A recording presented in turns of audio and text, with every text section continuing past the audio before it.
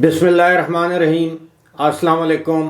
ابرار رشید آپ کی خدمت میں حاضر۔ آپ سے درخواست کہ اگر ابھی تک آپ نے چینل کو سبسکرائب نہیں کیا تو سبسکرائب کیجئے، جو گھنٹی کا بٹن اور لائک کا بٹن ہے اس کو ضرور پریس کیجئے گا۔ آپ کا بہت بہت شکریہ۔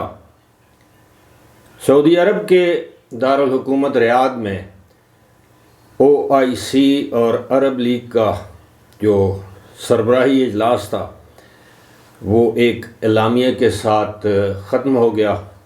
آپ کے علم میں ہوگا کہ یہ اجلاس غزہ میں جاری اسرائیل کی جو نسل کشی ہے اس کے حوالے سے تھا، اور افسوسناک پہلو یہ ہے کہ وہی روایتی مذمت اسرائیل کے خلاف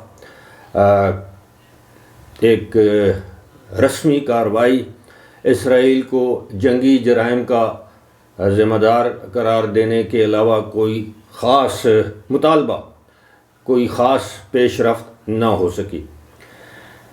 اس اجلاس کے حوالے سے مختصراً، ویسے تو یہ سربراہی اجلاس تھا، اس میں بہت سے اسلامی ممالک ایسے ہیں جن کے سربراہ شریک نہیں ہوئے، جن میں سر فہرست متحدہ عرب امارات کا کوئی سربراہ یعنی وہاں کے صدر، وزیر اعظم شریک نہیں ہوئے، بحرین کے جو امیر ہیں وہ شریک نہیں ہوئے، کویت کا کوئی امیر کہہ لیں یا بادشاہ کہہ لیں یا حکمران کہہ لیں وہ اس میں شریک نہیں تھا۔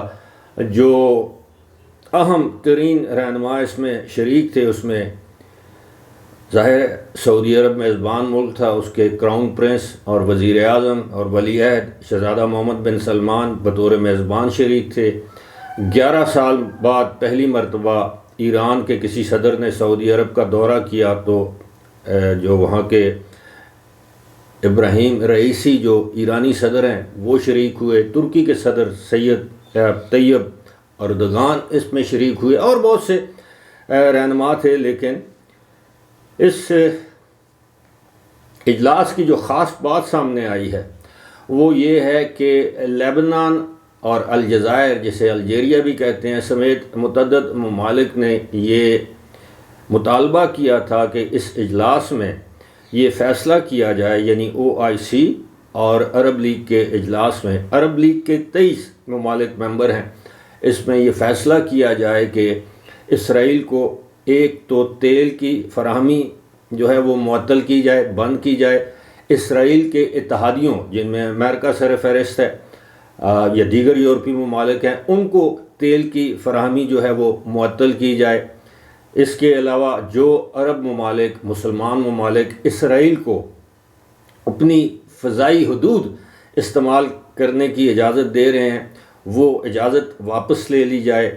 علاوہ ازیں جو اسرائیل کے ساتھ جو عرب اور مسلمان ممالک تجارت کر رہے ہیں وہ تجارت جو ہے وہ اس کو ختم کیا جائے۔ لیکن اس کی بھرپور مخالفت کی گئی۔ 11 ممالک ہیں جنہوں نے اس کی حمایت کی، لیکن 4 ممالک ایسے ہیں جنہوں نے اس کی بھرپور مخالفت کی، اور بالآخر اعلامیے میں یہ مطالبہ یا یہ فیصلہ شامل نہ ہو سکا۔ وہ کون سے 4 ممالک ہیں؟ سعودی عرب، UAE، متحدہ عرب امارات، اس کے علاوہ مراکش اور بحرین۔ یہ قطر اس میں شامل نہیں تھا، البتہ باقی یہ جو 4 ممالک ہیں انہوں نے اس مطالبے کو مسترد کیا یا اس مطالبے کی مخالفت کی۔ تو یوں ہم یہ کہہ سکتے ہیں کہ یہ اجلاس جسے کہتے ہیں نا نشستن گفتن برخاستن، یعنی بیٹھے مطالبات کیے۔ اب تقریباً 35 دنوں سے یہ جنگ جاری ہے، اور تقریباً 3 ہفتوں سے غزہ کا محاصرہ جاری ہے، اور 11,000 سے زائد افراد اس میں شہید ہو چکے ہیں، جس میں زیادہ تر تعداد خواتین اور معصوم یا شیرخوار بچوں کی ہے۔ لیکن سوائے اس مطالبے کے کہ اسرائیل فوری طور پر محاصرہ ختم کرے، اسرائیل جنگی جرائم کا مرتکب ہوا ہے، اسرائیل اس علاقے کو فوری طور پر خالی کر دے۔ اتنی تباہی کے بعد اگر اسرائیل اس مطالبے پر عمل پیرا بھی ہو جاتا ہے تو اس میں امت مسلمہ کے ان حکمرانوں کا کیا کمال ہوگا۔ اس کو ہم آسان الفاظ میں یا میں سمجھتا ہوں کہ جو سب سے نرم لفظ استعمال کیا جا سکتا ہے وہ ہے بے اہمیت حکمران. ہماری اسلامی دنیا کے بے اہمیت حکمران جن کے ذاتی مفادات، ملکی مفادات ان کو زیادہ عزیز ہیں، زیادہ ان کے لیے امپورٹنس رکھتے ہیں، بجائے اس کے کہ وہ نہتے فلسطینیوں پر جو اسرائیل کے مظالم ایک طویل عرصے سے جاری ہیں وہ ان کی بات کرتے. ہمیں معلوم ہے کہ ماضی قریب میں بہت سے اسلامی ممالک ہیں جنہوں نے اسرائیل کو تسلیم کیا. اسرائیل کے ساتھ نہ صرف ان کے تجارتی تعلقات ہیں، سفارتی تعلقات ہیں، بلکہ اسرائیلی ان ممالک میں بڑے پیمانے پر انویسٹمنٹ بھی کر رہے ہیں، باوجود اس کے کہ اس جنگ کی وجہ سے اسرائیل کو اب تک جو عالمی سطح پر تخمینہ لگایا گیا 16 ارب ڈالر کے قریب نقصان اٹھانا پڑا ہے. لیکن ساتھ ہی ساتھ امریکی کانگریس میں ایک بل بھی منظور ہو چکا ہے جس کے تحت 14 ارب ڈالر کی ہنگامی بنیاد جو ہے وہ اسرائیل کے لیے منظور کی گئی ہے. پتہ نہیں امریکن سینٹ میں اس کی منظوری دی جاتی ہے یا نہیں دی جاتی، لیکن کسی ایک ملک نے یا کم از کم اس اجلاس میں، یہ جو ہنگامی اجلاس ہوا ریاض میں، وہاں اس اعلامیے میں امریکہ کا ذکر تک نہیں کہ امریکہ اس وقت اسرائیل کا اتحادی ہے. امریکی بحری بیڑے پہنچ چکے ہیں وہاں پر اور وہ اسرائیل کی نہ صرف اخلاقی، مالی بلکہ جنگی لحاظ سے بھی اسرائیل کی مدد کر رہے ہیں.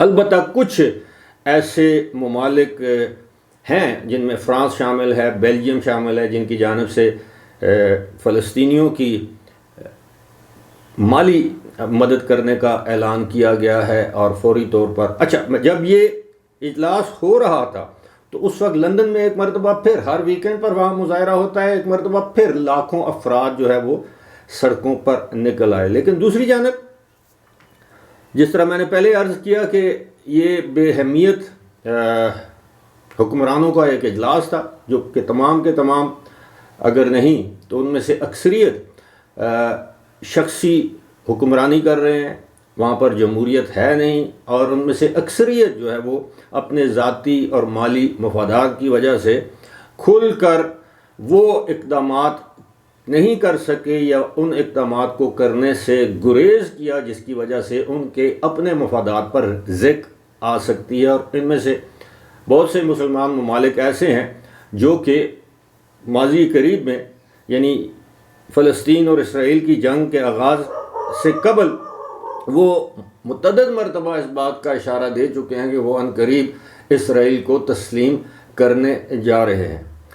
جب ایسی صورتحال ہوگی تو پھر ظاہر ہے ایک چھوٹا سا ملک جس کی اپنی آبادی جو ہے وہ 1 کروڑ سے بھی کم ہے اور اس کی جو مسلح افواج ہیں وہ دن رات بم برسا رہی ہیں اور ہسپتال محفوظ نہیں ہیں، لوگوں کے شیلٹر ہومز جو ہیں وہ محفوظ نہیں ہیں، جو پناہ گزینوں کے کیمپس ہیں ان پر بمباری کی جاتی ہے. بے شمار اس طرح کے واقعات ہیں.